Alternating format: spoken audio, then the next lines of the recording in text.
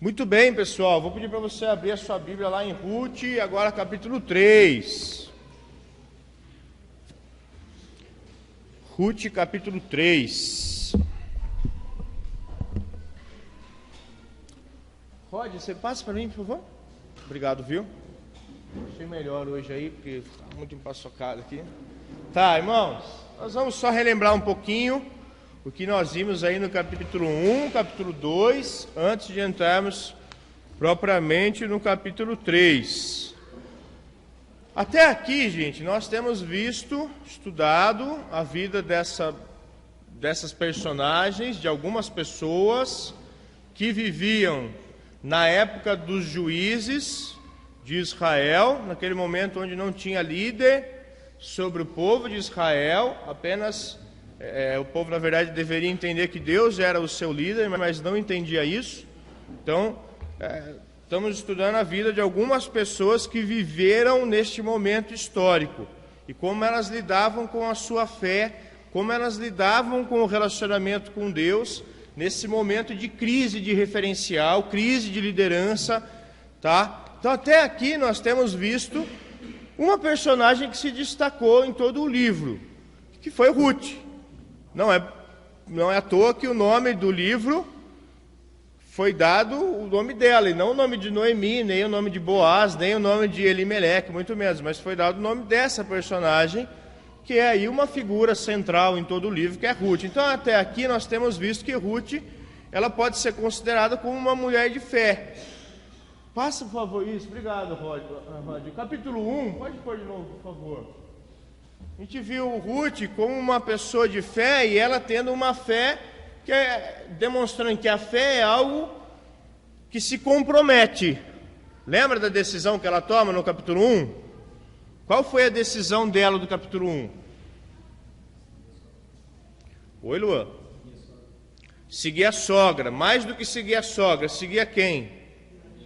Seguir ao Deus da sogra, o Deus da família da sogra dela. Lembra que ela disse isso? Eu abro mão da minha família, abro mão da minha terra, eu vou seguir você e vou seguir o seu Deus. Então, fé não é só um pensamento positivo. Fé é uma convicção que me leva a me comprometer com algo, ou principalmente com alguém. Então, a gente está vendo aqui, Ruth é uma pessoa de fé porque ela se comprometeu com Deus. Na semana passada, no capítulo 2, nós vimos que a fé de Ruth, e na verdade uma fé genuína, também é uma fé, pode pôr, por favor, que trabalha, que se esforça. Então o capítulo 2 inteiro a gente viu Ruth fazendo o quê?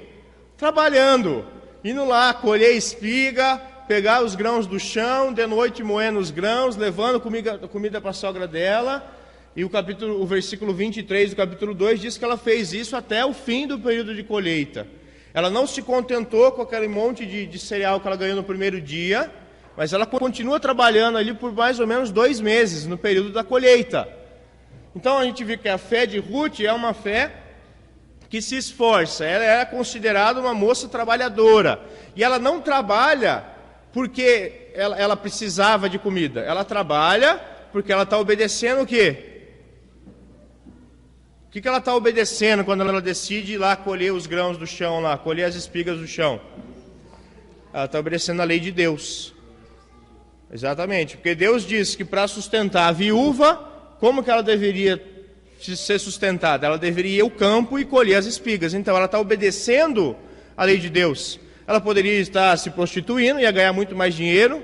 Ela poderia estar tentando arrumar um casamento com alguém para ficar bem na fita e ficar sossegada. Não, mas ela decide se esforçar em obedecer a lei de Deus. E por isso que ela vai trabalhar. Porque ela obedece a Deus. Deus mandou ela trabalhar. Deus não disse para ninguém, olha, eu vou te sustentar você ficando na sua casa dormindo. Para todos ele disse isso, você tem que trabalhar. Você tem que se esforçar e fazer a sua parte. Então ela vai lá e cumpre a lei dela, a lei que cabia a ela para o seu sustento pessoal, né? Ela se esforça nesse ponto, pastor. Esse era o Bolsa Família de Deus.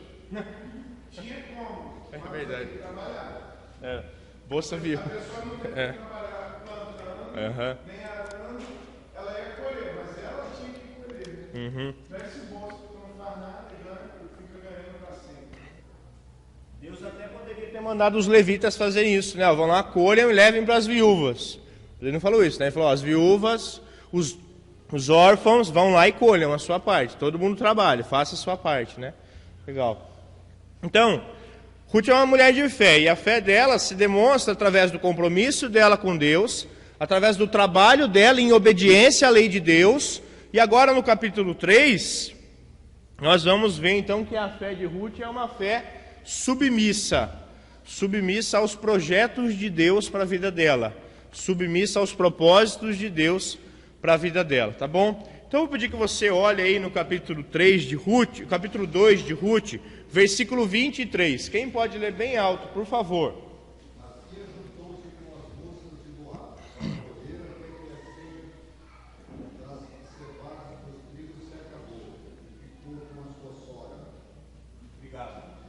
Até quando ela trabalhou?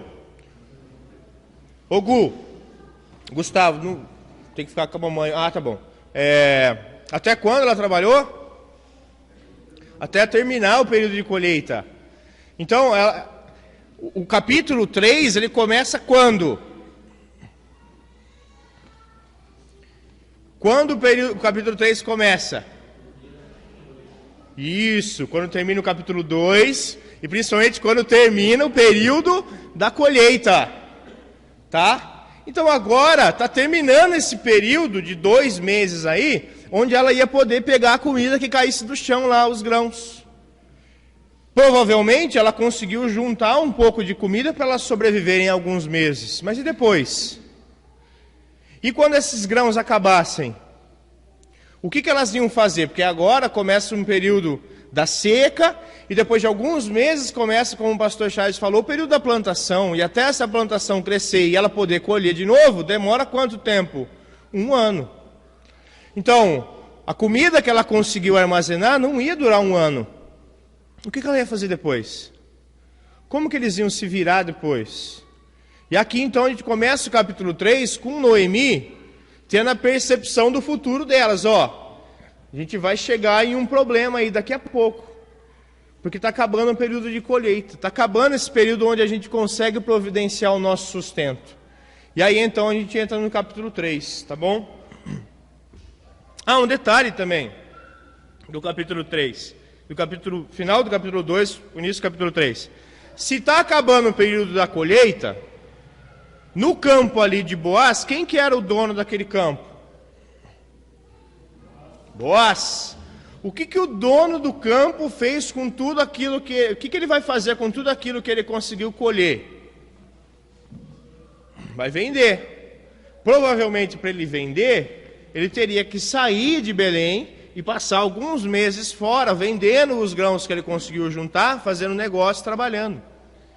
Tá? Então está tudo isso na cabeça de Noemi. A Noemi está fazendo vários planos ali na cabeça dela. Ela está vendo, daqui a pouco acaba o período da colheita. Boaz vai sair de viagem. E agora? O que vai acontecer com a gente? Então Noemi está na cabeça dela ali pensando, como que a gente sai dessa situação? Você já se deparou com algum momento de dificuldade, crise na sua vida? Alguma vez na sua vida você já se deparou com algum momento de dificuldade, crise? Nunca, né? Todos nós nos deparamos com momentos assim. O que a gente faz? A gente faz planos, não é? A gente começa a projetar coisas. O que dá para eu fazer? Qual que é a minha saída nessa situação aqui? Noemi estava fazendo isso. Ela estava sendo um ser humano. Ela estava pensando, o que eu faço para sair desse problema? Agora então, capítulo 3. Vou pedir que você acompanhe a leitura. Antes disso de novo. Mais uma vez a gente vai dividir o capítulo em partes, tá bom? Ô Rod, põe por favor de novo aí as 2 partes. Primeira parte dos versículos de 1 a 5. Quando a gente vai ver que Noemi vai instruir Ruth, então, sobre como ela poderia, como ela tinha que reivindicar Boaz como seu resgatador. Mas a gente vai ver que o plano dela é um plano meio diferente, tá? É um plano meio arriscado, uma coisa meio nebulosa. O que essa mulher está mandando Ruth fazer? E aí, sim, do versículo 6 até o versículo 18, nós vamos ver Ruth pondo o plano em prática e arriscando a sua própria reputação em prol da redenção que Deus também tinha prometido para os filhos dele, os filhos de Israel, tá bom? Então, pode passar de novo, Rod, por favor? Versículos de 1 a 5. Versículo 1. Lembra então, está acabando o período da colheita.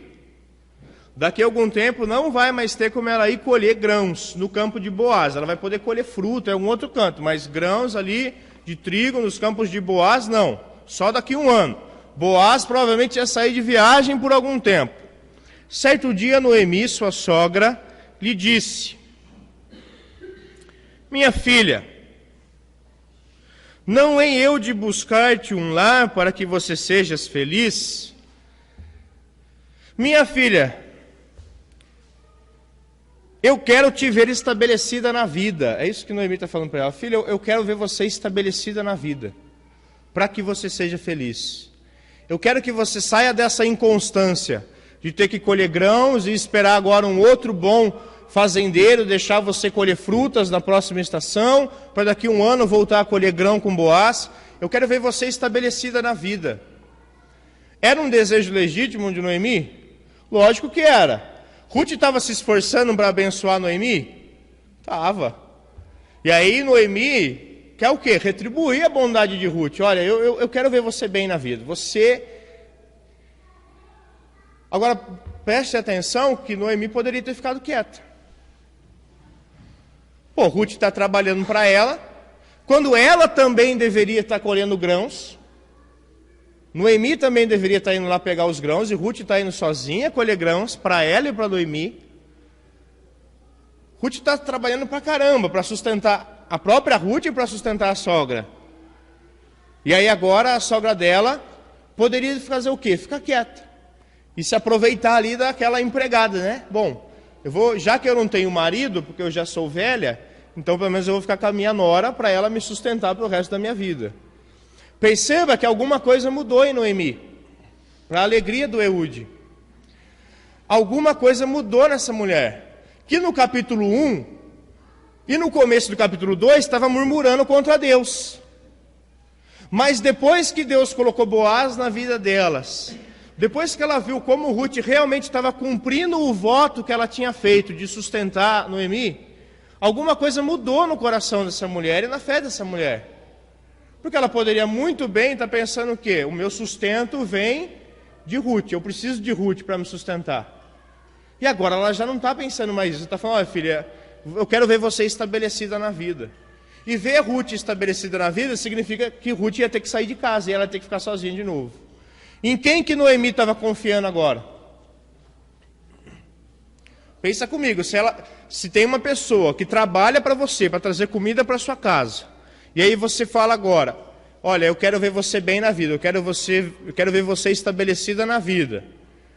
E ela vai propor aqui um plano de casamento para Ruth sair da casa dela. Quem que ia trazer sustento para ela? Vê como a fé de Noemi mudou do capítulo 2 para o capítulo 3? O fato de Deus ter colocado ali um resgatador, um parente delas, um homem que estava abençoando elas, fez com que Noemi começasse a enxergar: olha, Deus, lembra que ela falou? Deus não se esqueceu nem dos vivos e nem dos mortos. Deus continua presente e atuando.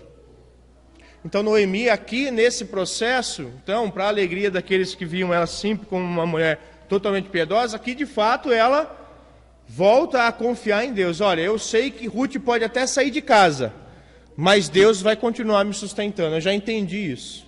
Essa lição eu já entendi. Essa é a proposta do Noemi. Essa é a nova fé de Noemi. Lógico, Noemi dependeu de ver Deus realizando alguns milagres na vida dela, algumas provisões sobrenaturais, mas ela agora então tinha mudado de atitude. Eu estou pensando aqui até em deixar você sair da minha casa, porque essa é a proposta dela, mas ela poderia muito bem ter falado: você vai ficar aqui trabalhando comigo como minha serva, como minha escrava para sempre, trazendo comida para mim. E essa não é mais a atitude de Noemi. Ela fala: olha, eu quero ver você estabelecida na vida. E aí a gente vai ver a proposta dela, para que Ruth fosse estabelecida na vida. Eu fui claro até aqui, irmãos? Então a gente vê o quê? Uma nova Noemi. Aquela Noemi que estava praguejando contra Deus, Deus amaldiçoou minha vida, Deus tornou a minha vida amarga. Não me chamem mais de Noemi, me chamem de Mara. Aquela Noemi já mudou. Agora ela está entendendo, olha, eu posso até liberar Ruth, que Deus vai continuar me sustentando. Deus não se esqueceu de mim. Essa é a visão agora da nova Noemi. Uma Noemi diferente da Noemi dos últimos 10 anos aí, tá bom?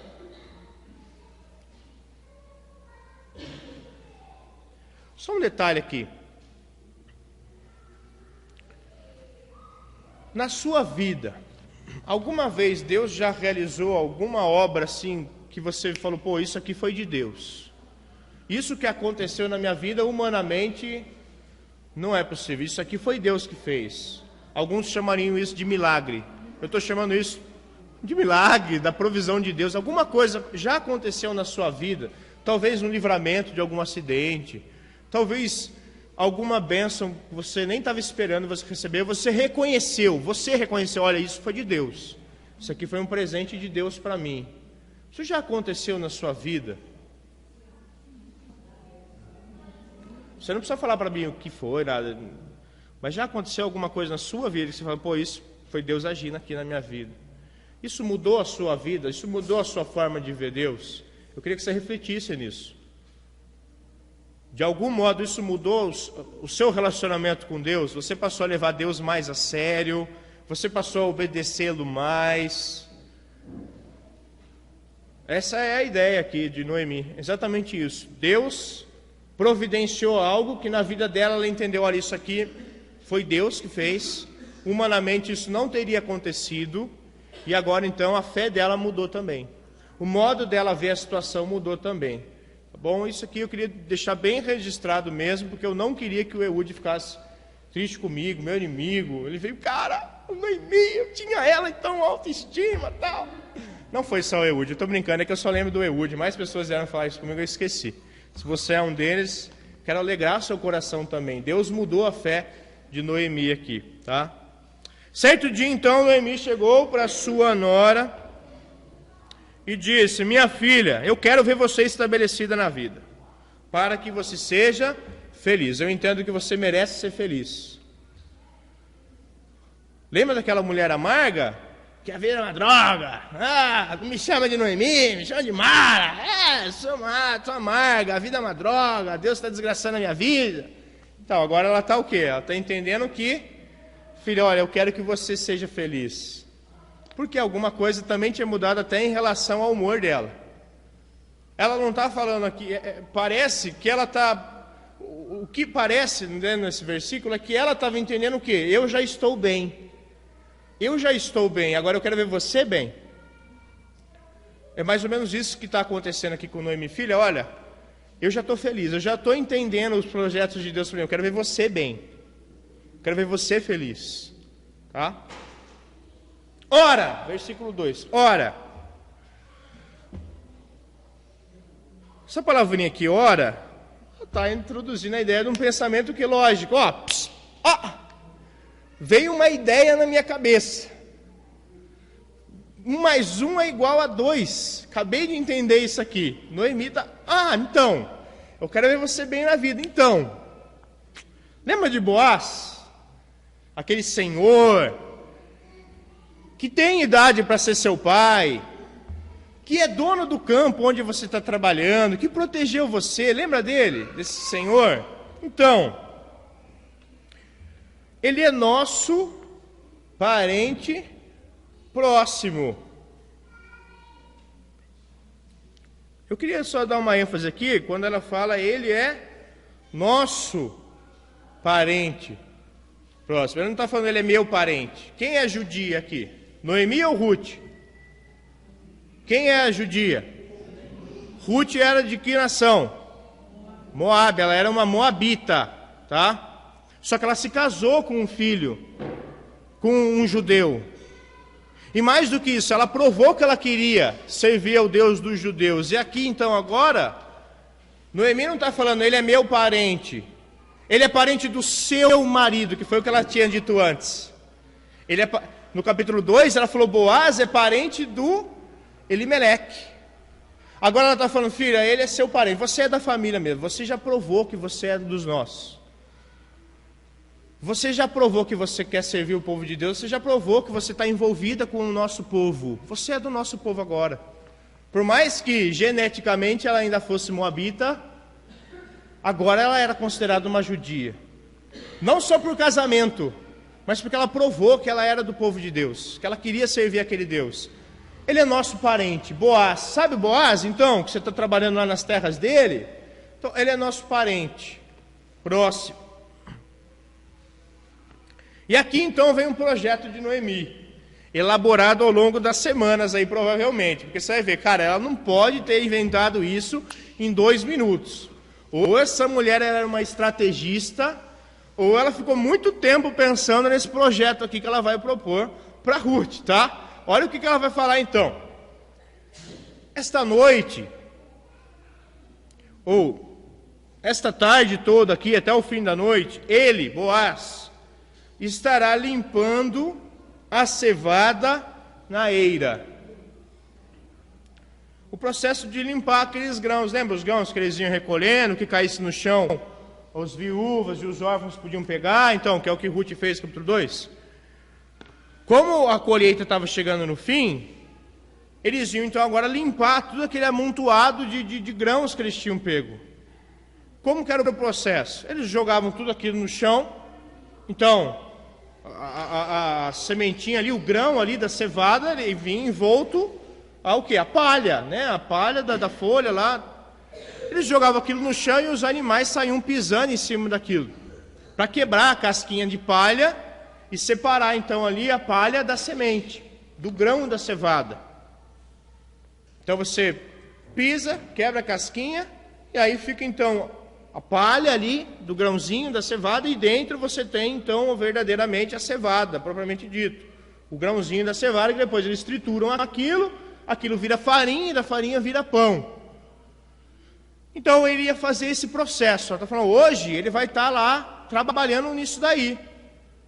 E depois que os animais pisassem nos grãozinhos lá, eles pegavam toda essa palha e jogavam isso para o alto, no fim da tarde, no fim do dia. Por quê? Agora o animal quebrou lá a casquinha da palha e dentro está o grão. Mas como que eles vão ficar um por um tirando os grãozinhos? Imagina lá, 300 milhões de grãos de cevada para você arrancar a casquinha e colocar a sementinha, um grãozinho no saquinho lá para sementinha depois. Então o que eles faziam? Eles jogavam aquilo pro alto, porque no fim do dia ventava muito forte. E aí então o vento fazia o quê? O trabalho de separar a palha, que é leve, do grão, que é pesado, e caía no chão. Então eles ficavam fazendo isso o dia todo, jogando pro alto, o vento levava a palha embora, o grão caía no chão. Vamos lá, próxima remessa. Pegava lá o lençol, o lençolzão, jogava pro alto, o vento separava a palha e o grão caía no chão. E aí então eles pegavam, separavam os grãos, ensacavam e vendiam depois. Ele ia ficar fazendo isso o dia inteiro. Estava no fim do período da colheita. Ele estará limpando a cevada na eira. Então quando fala limpando a cevada, não significa que ele ia lavar os grãos, tá bom? Não é isso. Limpar é esse processo de separar a palha do grão mesmo, que depois vai virar farinha. Aqui é só o começo do projeto dela. Ela está avisando, olha, ele vai estar lá. Mas agora o projeto não envolve só ele, envolve mais uma pessoa, Ruth, é você. Ele vai estar lá, agora você vai fazer outra coisa, Ruth. Versículo 3. Lave-se, perfume-se, passe um óleo perfumado no corpo, e vista, como que está aí na sua Bíblia? Vista os seus melhores vestidos, né? É isso que está na sua versão também? Sua melhor roupa, né? Tá. Mais pra frente, a gente vai ver que roupa que era essa, que é o melhor vestido aqui, que traduzido no português como melhor vestido. Porque, na verdade, literalmente, Noemi está falando assim, veste um manto. Põe um manto. Agora, na lógica, você está falando assim, toma um banho, que não era uma coisa comum de se tomar todo dia, passa um perfume e põe um manto na sua cabeça. põe um roupão em cima de você. Parece que é mais óbvio falar, põe um vestido bonito, né? Mas não é isso que ela está falando para a Ruth fazer. Ela está falando para a Ruth, coloca uma capa, coloca um manto sobre você. E no fim do processo aqui, a gente vai ver que realmente ela estava usando um manto, uma capa. Tá? Boaz vai usar essa expressão. Por que algumas pessoas vão traduzir aí como sua melhor roupa? Justamente por isso, porque parece um processo lógico, humanamente falando, né? Toma um banho, passa um perfume e vai linda e cheirosa ao encontro dele, né? Não é isso que Noemi está propondo. Ela está falando, toma um banho, fica linda e cheirosa e se esconde. Põe uma capa grande e se esconde. Até na continuação do texto é mais lógico entender isso que ela vai propor, tá? E desce para a eira. Outro detalhe aqui também, né? Quantas peças de roupa você, mulher, tem na sua casa? Não fale. Pense. Quantas roupas você tem? Quantas calças você tem? Quantas camisetas você tem? É mais do que 2? O Rogério está falando que a Helene só tem uma. Ele não deixa ela ter outra. Seu muquirana. É mais do que 2 peças de roupa que você tem? Não estou falando roupa íntima, estou falando camiseta, sei lá, como que vocês chamam aí, blusinha, calça, não sei como vocês chamam mesmo. Calça, vestido. 3 peças de roupa, é isso? Você tem 3 peças de roupa.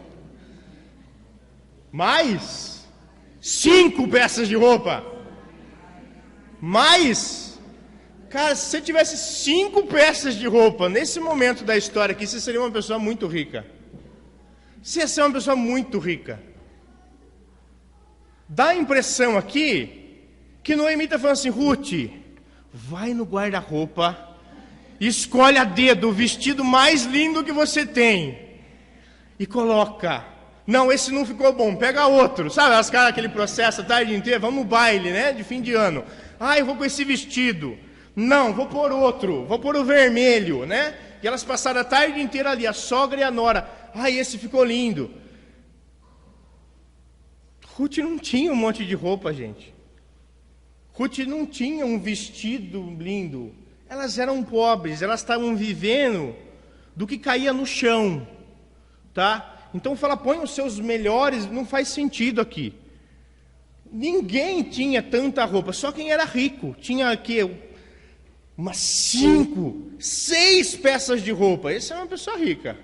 Tá? Então, se você tem muita roupa hoje, você se considera um milionário, comparado com o judeu, nesse momento da história, tá? Ruth não ficou a tarde inteira escolhendo, eu vou com um azul de seda ou vou com um vermelho de cetim. Ela não ficou fazendo isso, porque ela não tinha isso para escolher, tá? Porque eles tinham aqueles roupões lá que a gente usa de final de ano, feito de TNT.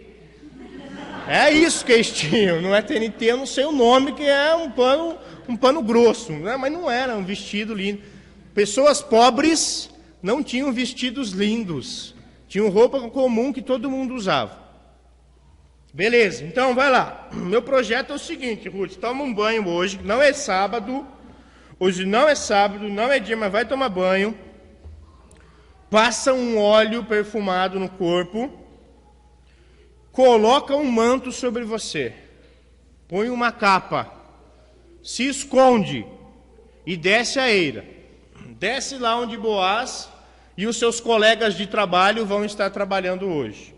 Então, gente, Ruth ela passou no mínimo aí 2 meses trabalhando com os empregados de Boaz. E com as servas de Boaz, propriamente dito, que foi com quem ela se relacionou, não é? Com as servas, mas ali, vendo os empregados dele colher, as servas colhendo o que estava no chão, ela junto com as servas. Então, Noemi está falando, olha, toma um banho, se perfuma, põe uma capa e desce para lá. Mas não deixe que ele perceba você até que tenha comido e bebido. Gente, faz sentido isso? Se fosse uma roupa bonita? Imagina lá, todas as empregadas sujas, trabalhando o dia inteiro, com todo o respeito, fedidinhas, os homens também fedendo, que é um cão, trabalhando o dia inteiro. Aí chega lá, Ruth, de banho tomada, aparência limpa, perfumada. Então imagina, enquanto ela vai andando, né, só aquele cheiro. Todo mundo vai olhando, né? Vai olhando para ela. Ela que olha com um vestido lindo, no meio do mato. Não faz sentido falar que era para pôr um vestido bonito, tá? Faz sentido falar que era para pôr uma capa, para ela se esconder. Por quê? Qual que é a próxima ordem de Noemi? Fica escondida, não deixa que ele te veja até que ele termine de jantar e vá dormir. Se ela tivesse, gente, toda cheirosa, toda bonita, com um vestido lindo, todo mundo ia ver ela lá. Todo mundo ia perceber a Ruth lá, tá bom? Beleza. Cadê aqui? Tá, versículo 3.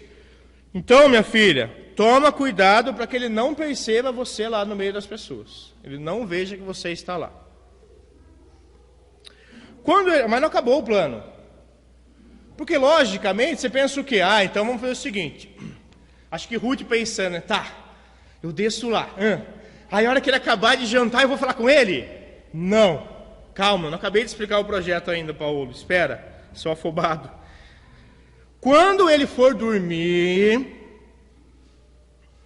note bem, presta atenção onde que ele vai deitar. E então, vá, descubra os pés dele e deite-se. Ele lhe dirá o que fazer. Então aqui são 3 coisas. Depois que ele comer, não vai falar com ele ainda, espera mais. Espera ele deitar para dormir. Veja bem onde ele vai dormir. Detalhe, ela não está falando veja em que quarto ele vai dormir, não é isso. Porque eles estavam então ali, nesse processo de separar os grãos, aquilo era o dinheiro deles. Ninguém ia separar o grão e ia voltar para casa dormir. Ou ninguém ia separar o grão e ia para um quartinho no meio do mato dormir. Eles iam dormir do lado dos grãos. Porque a probabilidade de um ladrão, um vagabundo, chegar lá à noite e roubar um pouco de grão era muito grande. Então os trabalhadores se espalhavam em meio aos montes de grãos. Eu fiz um monte de grão aqui, agora vamos sacar, vamos fazer outro monte de grão aqui. Você já viu como que é? Quando o pessoal vai colher café, eles separam em montinhos, né? Montes pequenos, aqui eram montes grandes. E Boaz foi dormir do lado de um desses, para cuidar de um desses daí. Tá? Quando ele for dormir, note bem o lugar em que ele se deitar. Então vá e faça o quê? Descubra os pés dele e deite-se. Ele lhe dirá o que fazer. Agora eu fico pensando na cabeça de Ruth aqui. Olha a ordem. Toma um banho, passa um perfume, se esconde, se cobre, desce lá. Espera todo mundo jantar, não deixa que ele te veja, não deixa que ele perceba você no meio dos trabalhadores. Espera ele jantar, e a hora que ele for dormir, você não vai falar com ele ainda, espera ele dormir. Depois que ele dormir, qual que era então no mínimo a lógica se fazer? Vai lá, cutuca ele, acorda ele, né? E fala com ele. Não, vai lá, descobre os pés dele e deita no chão. Há uma ordem, quer dizer, essa proposta aqui, ela é uma proposta normal, uma proposta inusitada, uma coisa diferente. O que Noemi está pedindo para Ruth fazer é uma coisa assim, que não é normal. Por isso que é um projeto assim, tanto quanto arriscado. Por quê? A gente não sabe como Boaz vai lidar com isso. Ruth podia ter pensado assim, mas você está louca, Noemi? Eu vou descer lá, primeiro, eu posso descer lá toda cheirosa e algum homem me violentar? Se ele perceber que eu estou de banho tomado, que eu estou linda e cheirosa, fiz depilação, tudo, aí vai... Que absurdo! Eu posso ser violentada no meio do caminho. Primeira ideia ilógica do projeto. Isso é ilógico. Toma um banho, fica perfumado e vai para o mato. Esse é o projeto. Atravessa aqui o mato e vai lá no campo. Ruth podia ter falado, isso aí não tem cabimento, essa proposta. Mais do que isso, eu vou esperar o homem dormir para falar com ele? Isso aqui que eu descubra o pé dele. E se a hora que ele acordar, ele me violentar? Pior, isso é a hora que ele acordar, ele começar a chamar eu de vagabunda, de prostituta, e todo manchar minha reputação.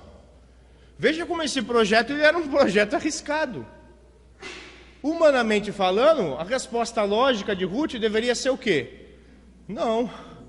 Eu vou lá e eu converso com ele, à luz do dia, no meio da praça, é melhor. Eu escrevo uma carta, um bilhetinho de amor, peço para o Derivaldo ler lá, na rádio, né?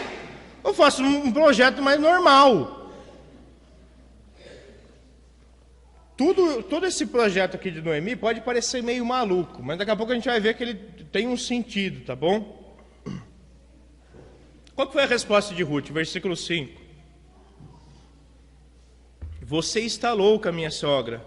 Não farei nada do que você está me dizendo. Essa foi a resposta dela? Qual foi a resposta dela? Alguém lê alto, por favor. Ela lhe disse: tudo quanto me disseres farei. O que você está me falando, eu vou fazer. Eu vou me submeter a esse projeto aí. Não dá para saber se Ruth questionou ela ou não, mas se você ler o texto aqui, Ruth não questiona ela. Ruth não pergunta isso para ela. Fala, o que você está falando? Você está maluca? O que é isso que você está propondo? Nunca vi isso. Na minha terra, quando alguém quer casar com alguém, você vai lá e conversa. Você fala com a pessoa, qual que é o seu dote? Quer casar com a minha filha?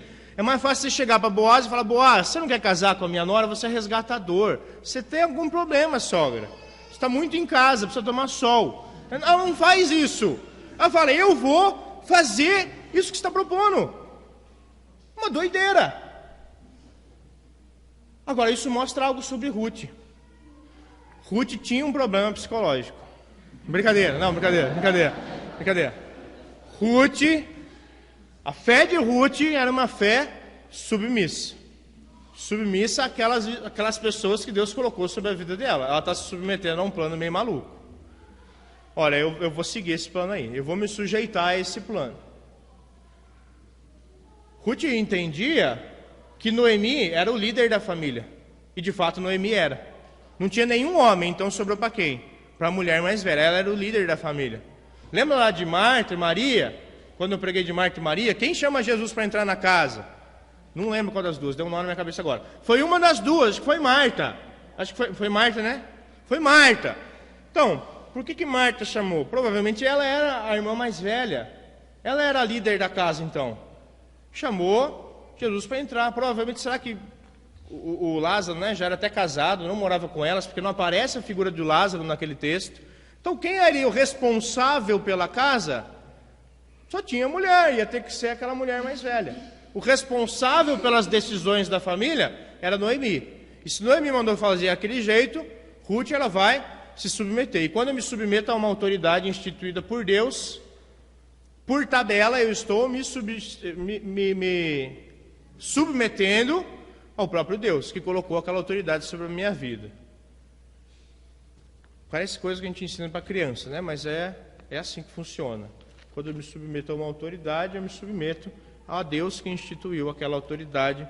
Ruth está se submetendo à autoridade que ela tinha ali, dentro da casa que ela morava, a mulher mais velha, a matriarca, então, no caso. Gente, Ruth podia ter dito não. Ela podia ter dito não, por uma série de fatores. Primeiro, Boaz tinha idade para ser pai dela. Quem sabe até mais do que isso. Boaz tinha no mínimo aí entre 55 e 60 anos. Ela, como a gente viu, ela tinha no máximo aí uns 25 anos. Ela podia ter dito não. Eu vou me casar com outro rapaz. Eu vou me casar com um cara mais jovem. Tem um rapaz lá que eu tenho observado ele no campo lá, trabalhador, esforçado. Deve ter uns 35, é novo ainda. Eu vou casar com ele. Era considerado novo mesmo. Vou me casar com ele. Ele é tão bonitinho e tal, faz a barba, eu quero aquele rapaz, sogra. Ela podia ter dito isso. Pela lei de Deus, ela não poderia ter dito isso. Pela lei de Deus, tem um processo aí. Agora, ela estava vivendo numa época em que não havia rei. E cada um fazia o que achava certo aos seus próprios olhos. Lembra Juízes 21, 25? É nesse contexto que Ruth está inserido. Ela podia ter feito igual a todo mundo. Não preciso seguir a lei de Deus, casar com um parente próximo. Eu vou casar com aquele galã do topete. Ou eu vou casar com fulano com o cabelo comprido de rabo de cavalo. Eu vou escolher com quem eu vou casar. Agora, sogra, não, peraí, sogra, você está passando do limite. Eu trabalhei para você, eu supri suas necessidades agora, não. Agora você está exagerando. Eu não vou casar com ele, ele é muito mais velho do que eu. Ela poderia ter dito isso. Ela estaria indo contra uma lei de Deus, que a gente vai ver com mais propriedade, talvez, na próxima aula. Ela poderia ter tomado essa decisão, de fazer igual todo mundo fazia. Não vou me casar com ele. Não vou obedecer à lei de Deus. Mas ela não faz isso. Ela sabia que Boaz era muito mais velho que ela. Ela sabia que o plano era arriscado e que estava colocando a reputação dela em jogo, porque Boaz podia acordar e falar: sai daqui, prostituta. E aí todo mundo ia falar: Noemi se oferecendo, Ruth se oferecendo para Boaz. Queimou o filme dela. Ela já era uma estrangeira lá. Ia ser taxada como uma estrangeira prostituta. Mas ela se submete ao projeto. Então ela desceu para a eira. Tomou banho. Aquele relógio está certo? Senhor, perdão. Tá... Nossa, achei que fosse umas 9h15 agora. Tomou banho, se perfumou, pôs a capa, desceu para a eira. Chegou na eira, ela fez tudo que a sogra dela recomendou. A sogra dela mandou olhar o Boaz comendo, ela esperou, tal, o Boaz foi deitar. Versículo 7. Quando o Boaz... Brincadeira. Quando o Boaz terminou de comer, ela ficou lá, quietinha lá, entre os colegas de trabalho, disfarçada lá, com uma capa, para ele não perceber que era ela. Quando o Boaz terminou de comer e beber, ficou alegre. Algumas traduções dão coloca assim, ficou com um coração um tanto alegre, né? Dá a impressão que aqui, que ele ficou bêbado, né? Coração alegre. Não é isso. Não é isso. O que está dizendo aqui é que ele comeu, bebeu e estava satisfeito. Ele estava feliz com o dia dele, com a colheita, com o trabalho. Não há nada sugerindo que ele estava bêbado aqui, tá bom? Porque senão dá a impressão, ele estava bêbado, aí ela foi lá, tal, falar com ele bêbado, né? Não é isso que o texto está sugerindo. Está sugerindo que ele comeu, se ele jantou, acabou de trabalhar, jantou e estava satisfeito com o trabalho dele, estava feliz, estava em paz. Cara, agora eu vou descansar. E foi deitar-se perto do monte de grãos. Lembra lá que eu falei? Os caras então dormiam no chão. E detalhe, não tinha colchão inflável. Era no chãozão mesmo, batido, tá? Aliás, se você tem problema de coluna igual eu, nada melhor do que deitar e dormir um pouco no chão. Tá? A não ser que você tenha uma filha pequena que venha um susto e pule na sua barriga. Aí dá uma travada que não adiantou nada. Física do outro lado. Tá, é aqui. Nossa, tô sem foco hoje. Foi deitar-se perto do monte de grãos. Ruth aproximou-se sem ser notada. Descobriu os pés dele e deitou-se. Imagina essa cena. Ela chegando lá, quietinha para não acordá-lo. Pega lá a capa dele no pé dele lá. Levanta com cuidado, descobre os pés dele. Fica imaginando a cabeça dela, né? O que eu estou fazendo aqui, né? O que vai dar esse negócio? Descobre os pés dele e deita. Não, devia estar super cheiroso. Super cheiroso. Super limpo, sem chulé. Descobre os pés. Eu tinha pensado que era para ele acordar com frio. Talvez fosse para ele acordar com o próprio chulé. Faz sentido, Thaís. Faz sentido esse argumento. Descobre os pés dele e deita. Deita no chão. Nada aqui também sugere que ela deitou do lado dele, de conchinha, não é isso. Ela deitou no chão, descobre os pés dele e deitou. O fato de ela estar deitada é importante para a hora que ele percebe que ela está lá. Gente, aqui a gente está então, o que vai acontecer, cara? Ela descobriu os pés dele, deitou no chão, agora ela não sabe mais o que vai acontecer. O projeto de Noemi era isso, faz isso. E espera. Ela fez. Descobriu os pés do cara e deitou no chão. E agora? Será que ele vai acordar Será que ele vai dar um coice nela dormir, ela vai se machucar? Será que ele vai acordar, vai gritar vagabunda? Será que ele vai violentar ela? O que vai acontecer? Imagina a expectativa no coração dela, né? Com palpitação. O que vai acontecer agora? No meio da noite, o homem acordou estremecido, ou de repente, provavelmente aí, o cara acordou com frio. Sabe aqueles calafrios assim de frio que você tem?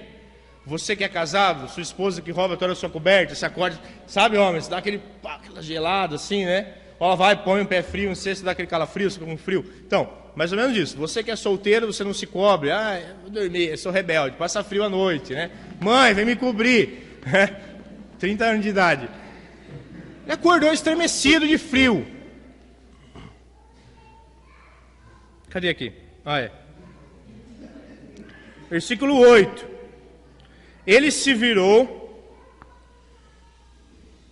e assustou-se ao ver uma mulher deitada em seus pés. Literalmente, a hora que ele percebeu que tem alguém, sabe quando você dá um pulo para trás assim, e fica sentado assim, assustado? Foi isso que ele fez. A hora que ele reparou, que ele foi puxar a coberta do pé dele, viu que tinha alguém ali perto do pé dele, o bichão deu um pulo assim, levantou sentado. O que está acontecendo aqui? Não lembro de ter alguém aqui?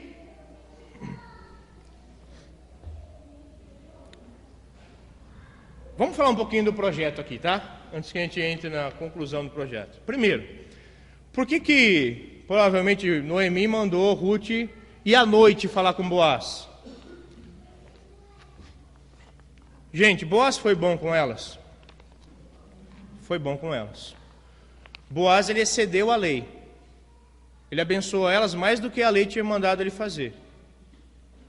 O que Ruth estava indo fazer era lembrar Boaz de uma outra lei de Deus, que dizia que ele deveria casar com ela. Agora, essa mesma lei diz que se o homem se recusar, o que acontece com ele? Vou falar porque eu não tinha horário. Ele é humilhado em público. Ele tem que ser humilhado em público. Olha, ele não foi homem suficiente para abençoar e para postergar a família dele. Um dos possíveis motivos pelo qual Noemi inventou esse plano mirabolante à noite é porque se Boaz recusasse, talvez ela não queria que ele fosse humilhado em público. Ela estava querendo dar a ele o direito ali de falar, olha, não, eu não vou me casar com você, sem ninguém saber, e ele não precisar ser humilhado em público. Isso é um dos possíveis motivos. Ele foi tão bom com ela que ela pensou, olha, cara, eu não quero envergonhar ele no meio da praça. Ele foi generoso com a gente, vamos dar uma chance para ele escondido. Se ele falar não, a gente fica quieta, não acontece nada, ninguém viu, foi à noite. Talvez um outro possível motivo, porque ela mandou Ruth fazer esse projeto à noite, é também porque, como a gente vai ver aqui, Boaz, ele vai dizer, olha, eu sou um parente próximo, mas tem um que é mais próximo do que eu. É com esse que você tem que ver. E provavelmente se Boaz sabia disso, Noemi sabia também. Noemi sabia, olha, tem um outro que é mais próximo do que Boaz. Mas Boaz, ele está sendo tão bom com a gente. Sabe o jeitinho brasileiro? Aqui aparecendo já nas terras de Belém de Judá, né? 1.500 anos atrás, não, perdão, 3.000, quase 3.000 anos atrás, né? Eu sei que tem outro, mas Boaz é um homem tão cavalheiro, vamos tentar com ele. Provavelmente, se Ruth tivesse ido em praça pública, falado com Boaz, alguém ia passar e falar, mas tem outro, não é isso aí não, tem outro. Então aqui, essas possibilidades, porque Noemi mandou Ruth fazer esse trabalho à noite, escondido. Talvez para não envergonhar Boaz, se ele se recusasse, talvez para que ninguém visse acontecendo, pronto, casaram, agora o outro resgatador ficou, foi com Boaz, deu certo, né? Onde que a gente está aqui? Por que ela mandou Ruth descobrir os pés dele? E não ir lá e cutucar ele e acordá-lo? Porque uma mulher não podia ficar tocando no homem. Isso ia ser considerado como um ato de imoralidade. O que você está tocando em mim? Não sou seu marido? Noemi falou, eu quero que você chame a atenção dele. E o melhor jeito é você descobrir. Você não está tocando nele, você está tirando o manto do pé dele. Dali a pouco ele vai acordar e vai te dar atenção. Então, por isso que eu digo que eu acho que Noemi não pensou nesse projeto ali na hora, do versículo 2. Acho que ela estava pensando nesse projeto aí no mínimo há algumas semanas, tá? Muito bem, Boaz acordou, e agora? O que ele vai fazer? Quem é você? Perguntou ele. E a resposta dela? Sou sua serva Ruth. De novo, ela era serva dele? Não. Ele convidou ela para trabalhar junto com as servas dele. Ela não era serva dele. Mas aqui ela já está se colocando numa posição, de novo, de submissão ou de humildade. Olha, eu sou sua serva, Ruth. Ela legalmente nem era serva dele, mas ela se coloca, eu sou sua empregada, eu sou a Ruth, sua serva. Disse ela. Só que ela não vai esperar a reação dele de novo. E aqui, o que ela vai dizer para ele, Noemi não mandou ela falar nada disso. Noemi mandou ela esperar ver o que Boaz ia fazer. Não sei se ela ficou nervosa com a situação e já desembestou logo o que ela queria falar. Sou sua serva Ruth, casa comigo, casa comigo. Sou sua serva Ruth. Estende a tua capa sobre a sua serva, pois o Senhor é resgatador. O Senhor é meu resgatador. O resgatador, então, ele era algum parente que tinha o dever legal de trazer de volta alguma coisa da família. No caso, ele podia trazer de volta uma terra.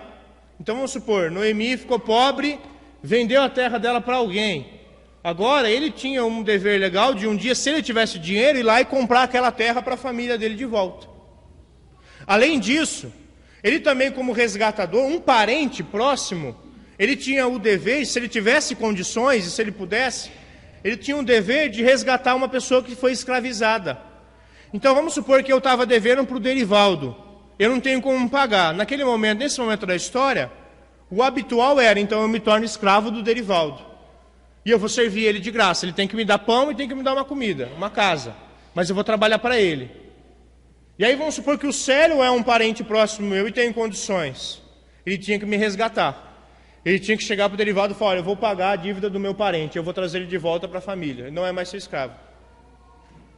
E o resgatador, além de ter a tarefa de resgatar a terra e resgatar a pessoa como escravo, ele também tinha a tarefa de resgatar a família no sentido de levantar um descendente para algum falecido. É o chamado, né, a lei do levirato, né? Essa é uma das funções do resgatador. Então, se eu era casado e eu morri e a minha esposa não tem filho meu, o meu parente mais próximo, sei lá, o mais próximo é um tio. Ou eu não tenho um tio vivo, é um primo. Esse primo tem que se casar com a minha esposa, cuidar dela, para ela não ser prejudicada, mas também ter um filho com ela. E o primeiro filho, o homem que ele tiver, não é considerado filho dele, mas é considerado meu filho, mesmo eu já sendo falecido, para que o nome da minha família não desapareça. Para a nação de Israel, essa questão do nome, da descendência, ela é muito importante. Tão importante que se você abrir lá em Mateus 1, você vai ver a genealogia de Jesus. Se eu perguntar para qualquer um aqui, quem é o seu tataravô? 5 bisavôs, esse já não sabe o nome. O judeu, ele sabia, ele gravava isso. Isso fazia parte da cultura dele, de quem ele é. Ele é descendente de Abraão. Eu sou descendente, eu sou da família do povo de Deus, isso não se perde. Isso não pode terminar. Tá? Então o resgatador, ele tinha essas funções. Resgatar um terreno que foi perdido, uma terra, resgatar alguém que foi escravizado da sua família e resgatar um filho para algum parente que morreu. E Ruth fala assim para ele, olha, estende a sua capa sobre a tua serva porque você é resgatador. Literalmente, Ruth está dizendo assim para ele, estende a tua asa sobre a tua serva, porque você é resgatador. Agora, gente, Boaz, com certeza, ele não era uma mistura de ser humano com pássaro, ele não tinha asa. Aqui, ela está fazendo uma analogia a algo que o próprio Boaz tinha dito para ela no capítulo anterior. Capítulo 2, versículo, se eu não me engano, versículo 12. Ou versículo 11. que eu estou aqui só com o capítulo 3. Quem pode ler, por favor? 12. Lê, por favor, pastor. O Senhor retribua o teu feito e seja cumprida a tua recompensa do Senhor Deus de Israel, sob cujas asas vieste buscar refúgio. Obrigado. Então Boaz está falando, olha, que Deus te abençoe, filha, que Deus te recompense, porque você veio buscar abrigo, refúgio, debaixo das asas do Deus de Israel. Aqui é uma figura de linguagem, é como se Deus fosse uma grande galinha que cuida dos seus pintinhos, que está cuidando ali do seu povo. Ele está falando, olha, Deus te abençoe, filho, porque você está buscando refúgio em Deus, debaixo das asas de Deus. E aqui Ruth ela vai usar essa mesma expressão, estende a tua asa sobre a tua serva, porque você é resgatador. Agora, Boaz, eu estou buscando abrigo e refúgio em você, porque você tem um dever legal comigo. Você tem que casar comigo.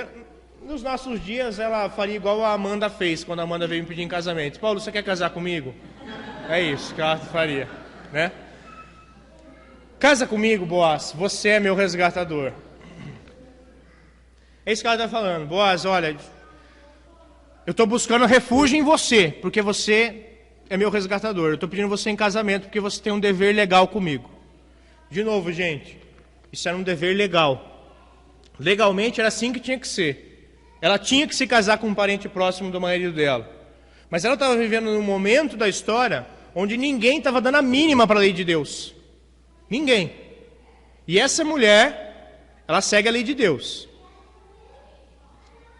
Versículo 10. Boaz então respondeu: o Senhor te abençoe, minha filha. Fico pensando nesse cara, né? Esse cara era temente a Deus. O cara acorda de madrugada, toma um baita susto com uma mulher no pé dele. A mulher pede ele em casamento. Imagina, tudo na sequência. E o cara pensa em Deus. Deus te abençoe, minha filha. O cara fala, calma aí, sua louca, deixa eu pensar, deixa eu tomar uma água, deu ataque cardíaco em mim, em casamento, de madrugada, não sei nem onde eu tô. O cara, Deus te abençoe, minha filha.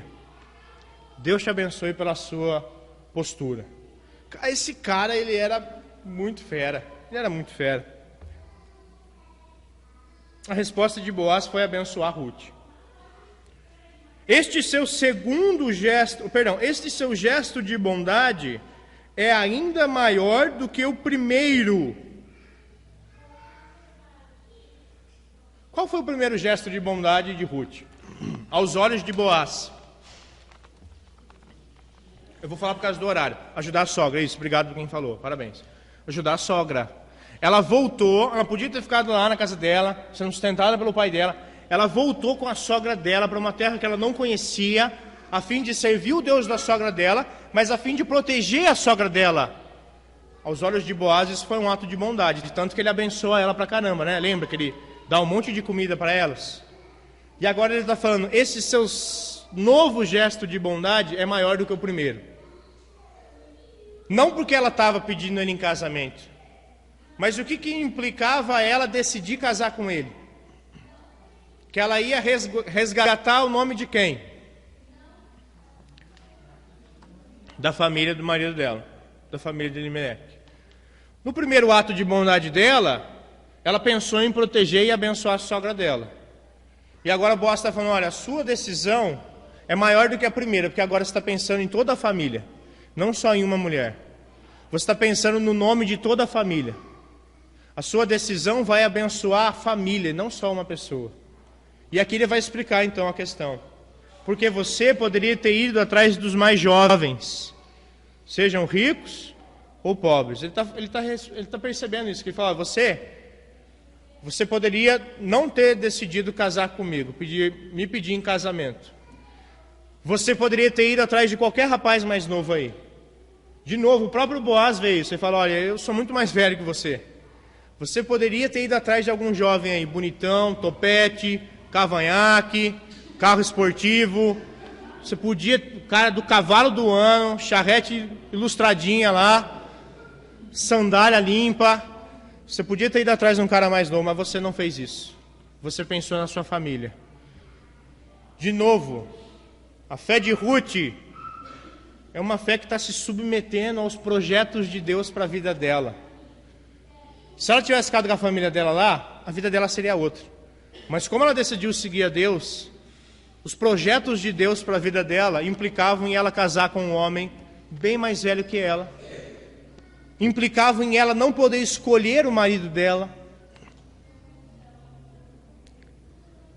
Minha filha, Deus te abençoe pela sua decisão. Versículo 11. Mas agora, minha filha, não tenha medo. Fica sossegado. Não precisa ficar com medo, assustado. Provavelmente Ruth devia também estar ainda assustada com toda a situação, né? Não sabia o que ia acontecer, né? Farei por você tudo o que você me pedir. Porque todos os meus concidadãos, todo o meu povo, sabe que você é mulher virtuosa, mulher valorosa. Como que Boaz é descrito no capítulo 2, versículo 1? Lembra que a gente viu? Homem rico e o quê? E valoroso. Essa é a mesma palavra. Ruth não era poderosa.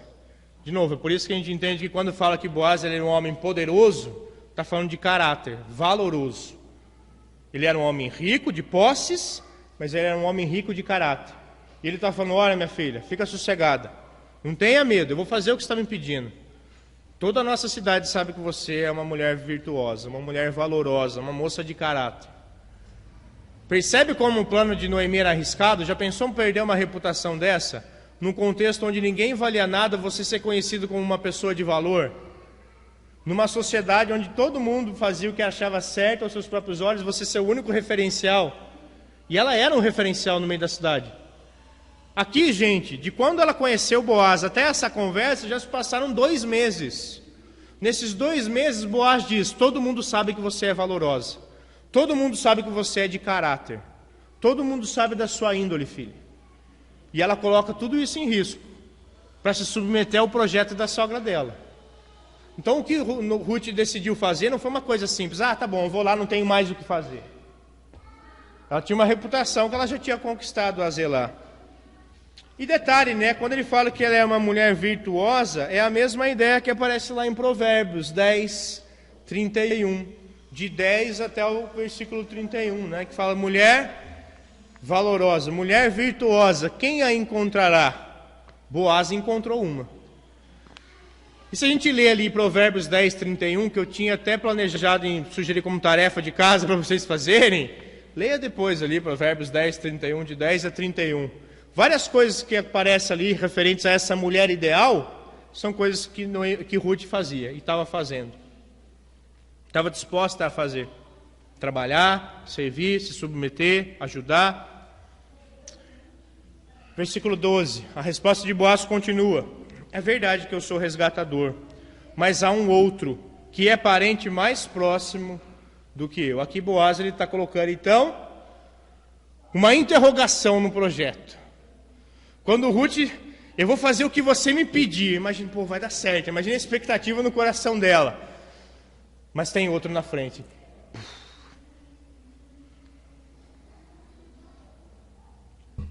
Ruth não sabia disso. Ao que parece aqui, Ruth não sabia que tinha um outro parente que era mais próximo do que Boaz. Mas provavelmente Noemi sabia, porque a cidade era pequena. Passe a noite aqui. De manhã veremos. Se este parente mais próximo quiser resgatá-la, muito bem, ele vai resgatá-la. Se não quiser, juro pelo nome do Senhor que eu a resgatarei. Deite-se aqui até de manhã. Então ele está dando o quê? Uma proposta aí para ela. Olha, fica aqui, dorme aí, amanhã cedo a gente vai atrás disso daí. Eu vou falar com esse outro parente. Eu fico pensando, será que Ruth conseguiu dormir? Cara, eu vim atrás de um rapaz, de um senhor que eu já conhecia, decidi me casar com ele, agora ele está falando que eu vou ter que casar com outro que eu não sei quem é. E agora? Ela foi atrás de uma solução, né? Mas ela encontrou uma indefinição, uma nova indefinição. Quantas vezes, né? A gente está com algum projeto, abre alguma porta, você vê alguma luz, daí a pouco surge uma nova indefinição. Uma expectativa é frustrada. Quantas expectativas frustradas nós não lidamos ao longo da nossa vida, do nosso tempo? Ruth está tendo que lidar com uma expectativa frustrada aqui. Ela ficou deitada aos pés dele. Isso significa não que ela ficou deitada em cima dos pés dele, mas que ela ficou deitada para baixo dos pés dele, tá? Não estava encostando nele. Ela ficou deitada aos pés dele até de manhã, mas levantou-se antes de clarear o dia, a ponto de alguém poder ser reconhecido. Boaz pensou: ninguém deve saber que esta mulher esteve na eira, para não manchar a reputação dela nem dele. Então eles acordaram ali e falaram: ó, filho, acorda aí, antes que o pessoal acorde. Por isso disse. Então Boaz virou para ela e falou: Ruth, traga o lindo vestido com que você veio. É isso que ele falou para ela? Traga o teu manto, traga a tua capa. De onde que já apareceu uma capa aqui agora? É a mesma capa com que ela apareceu lá escondida. Ele falou: pega essa sua capa aí. Ela estava de roupa, tá? Ela não estava nua. Além da roupa que ela estava com uma outra capa para se esconder dele. Pega a sua capa. Pega essa capa que você está usando. E segurou. Ela segurou a capa. E Boaz despejou na capa 6 medidas de cevada e colocou sobre os ombros dela. Depois, ele também voltou para a cidade. Então, o que ele fez? Ele pegou aquela manta, aquela capa que ela estava, pega essa capa e eu vou colocar aí 6 medidas de cevada para você. A medida de cevada, gente, não era um copo com uma conchinha, tá? Aqui, o que ele deu para ela foi aproximadamente aí uns 35 quilos de cereal. A mulher, naquela época, ela andava muito, ela era forte, tá bom? Nesse sentido musculoso também, o trabalho era muito braçal. Ele colocou 35 quilos de semente pura, sem precisar descascar. Foi muito mais do que ele deu no primeiro dia para ela. Quando ela conseguiu colher 25 quilos de cereal. Aqui ele está dando mais do que ele deu naquele dia. Ele falou: vai, filha, leva isso para você. Ele precisava ter feito isso para ela? Ele não precisava ter feito isso para ela. Mas de novo aqui Boaz está excedendo a lei. A lei deu uma ordem, Deus deu uma ordem. Ele cumpre a ordem de Deus e faz mais ainda do que Deus pediu e estabeleceu. E depois que ela já tinha ido, então, ele foi.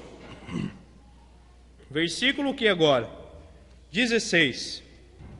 Quando Ruth voltou à sua sogra, esta lhe perguntou: está frio, minha filha?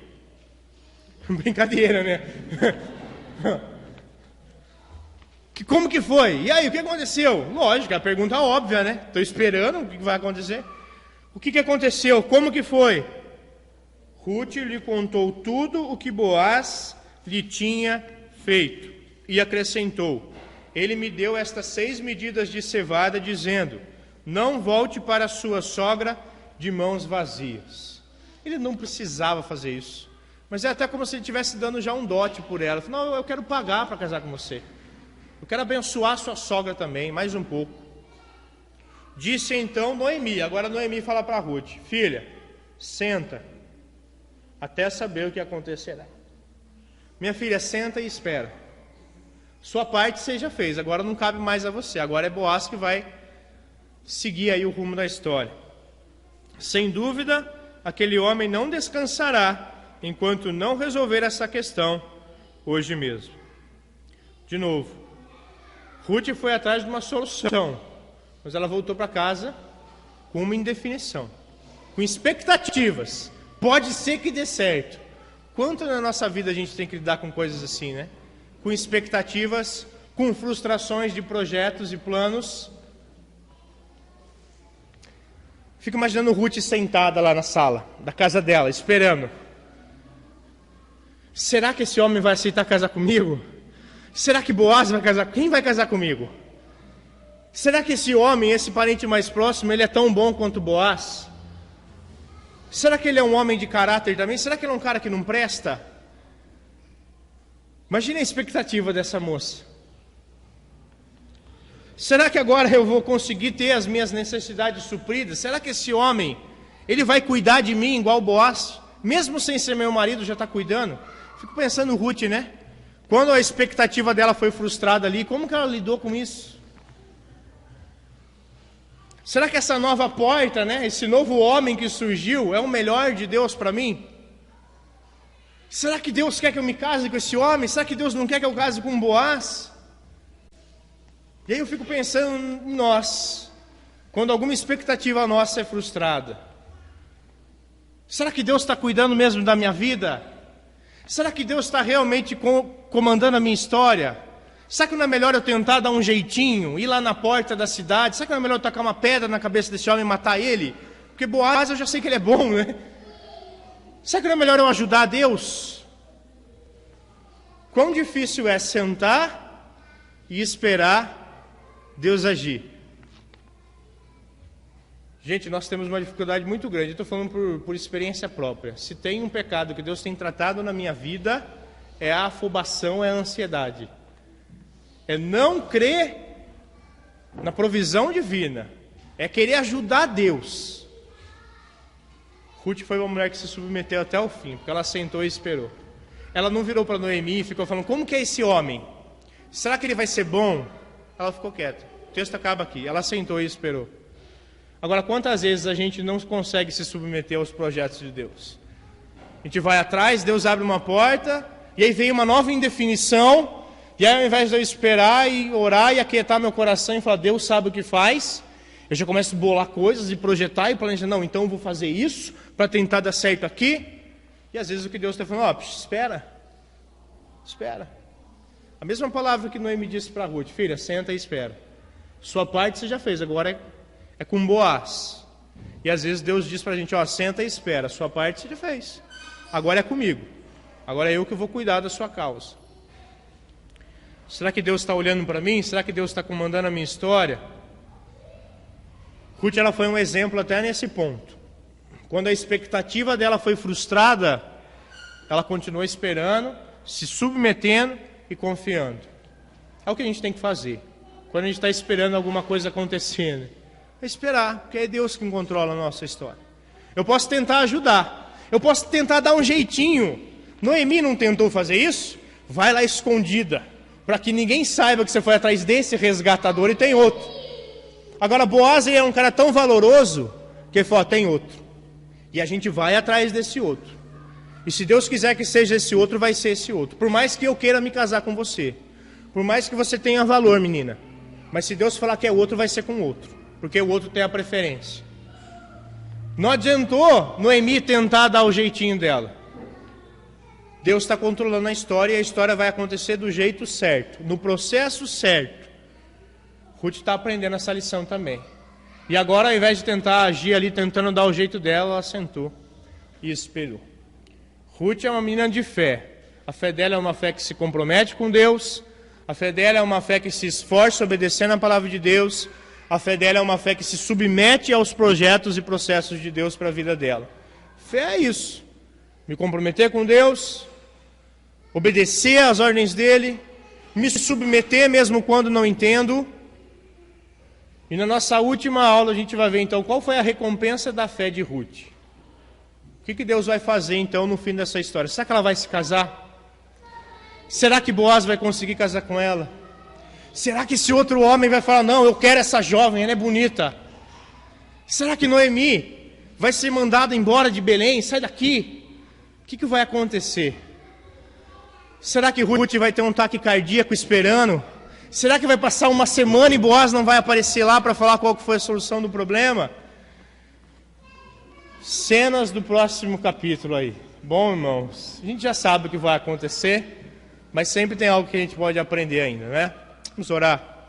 Pedir que Deus nos ajude, como servos dele, a aprender, a nos submeter ao tempo dele, aos projetos dele, aos processos dele.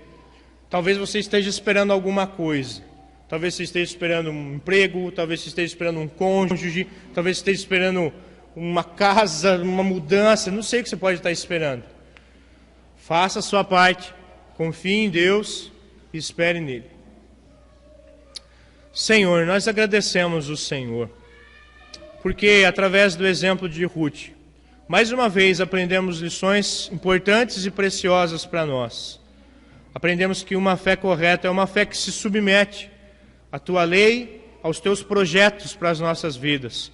E nós sabemos de vários projetos que o Senhor tem para nós. Projetos de sermos santos, de sermos parecidos com Jesus. Mas ainda há outros projetos pessoais, os quais sonhamos, pensamos, desejamos. E estes também temos que submeter ao Senhor. Eu peço que o Senhor nos ajude, Deus, a ter uma fé grande e forte, assim como a da Ruth, que além de se comprometer contigo, além de obedecer a tua lei, a tua palavra, também é uma fé que se submete, mesmo quando não entende totalmente. Uma fé que se submete à autoridade que o Senhor institui sobre a nossa vida, às autoridades. Uma fé que se submete ao Senhor. Ajuda-nos, Senhor, a ter uma fé assim. Uma fé que confia no Senhor, que entende que apesar de não vermos o Senhor, sabemos que o Senhor existe. E o Senhor presenteia aqueles que o buscam. Como veremos no último capítulo deste livro. Eu peço que o Senhor nos ajude, cada um de nós, a aprender a confiar no Senhor e a esperar no Senhor, depois que fizermos a nossa parte. Que possamos ser pessoas de fé, submissas aos teus projetos, aos teus planos, que os nossos projetos e planos não sejam prioridade em nossa vida, mas que os seus projetos e os seus planos sejam prioridades em nossa vida. E pedimos, Deus, que o Senhor nos dê sabedoria para entendermos quais são esses projetos específicos para cada um, seja novo emprego, seja faculdade, seja futuro cônjuge, seja uma mudança. Que o Senhor nos dê sabedoria, que o Senhor nos dê submissão, sensibilidade para buscarmos conselhos de autoridades, de pessoas, para podermos discernir qual é a tua vontade específica para a vida de cada um de nós. E, sobretudo, que possamos realmente confiar no tempo do Senhor, na ação do Senhor sobre a história.